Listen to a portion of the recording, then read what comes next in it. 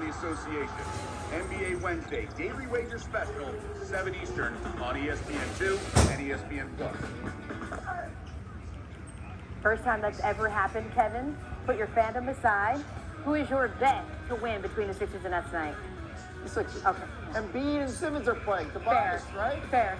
So the Nets have no one playing? Exactly. There it is. Welcome to a Wednesday night in Philadelphia, one of the marquee matchups of the entire regular season. Of the two teams with the best records in the East square off for the third and final time in this regular season as we welcome you to NBA Courtside. Here at the Wells Fargo Center, Joel Embiid and the 76ers 37-17. They've been dominant at home. Want to keep that going. Ben Simmons talking so much about being Defensive Player of the Year. These two have been terrific when on the floor together. Meanwhile, for the Brooklyn Nets, they're going to miss some key guys tonight, but Kyrie Irving is back. He didn't play yesterday in the game in Minnesota, but was back in the starting lineup to lead Brooklyn. As we look at the Eastern Conference standings with 18 games to go, they are deadlocked. Now they have split their first two meetings, so the winner tonight would win a tiebreaker should they finish even at the end of the regular season. Of course, Milwaukee's still there hanging around, just 3 games back in the loss column. And good evening, everyone. With Doris Burke, Mike Breen on hand. Lisa Salters with us as well. This is such a great matchup featuring two teams.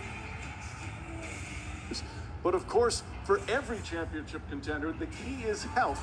And that hasn't always been the case for either of these two teams. Let's start with Philadelphia. They're healthy tonight, especially Joel Embiid. And when he's been healthy, Doris, he's been as dominant as any player in the league this year. The numbers and the game are MVP caliber. There's no question about it. And he's the subject of our golden moment presented by McDonald's. So if you're Doc Rivers, you can deploy your 7-footer anywhere you want on the floor, Mike. So he's got that mid-range game, but he decides, I'm going to attack Boban Marjanovic because I can cross him over with outstanding footwork. I'm going to go over the outstretched arms of one of the tallest guys in the league, and the touch is there for Joel Embiid. So now, yes, this is an anomaly in this way. They post him up more than any player in the NBA, and the game is worthy. That's 7'5" Taco Fall, much improved for the Boston Celtics. Hand up, doesn't matter. And then, okay, you want to send an athletic Robert Williams at me? I can score against him.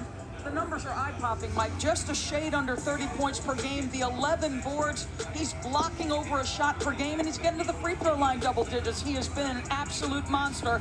And his sidekick, Ben Simmons, is the guy Doc Rivers believes because he can guard 1 through 5 as the Defensive Player of the Year. For me, Ben Simmons needs to get back to being aggressive as a driver.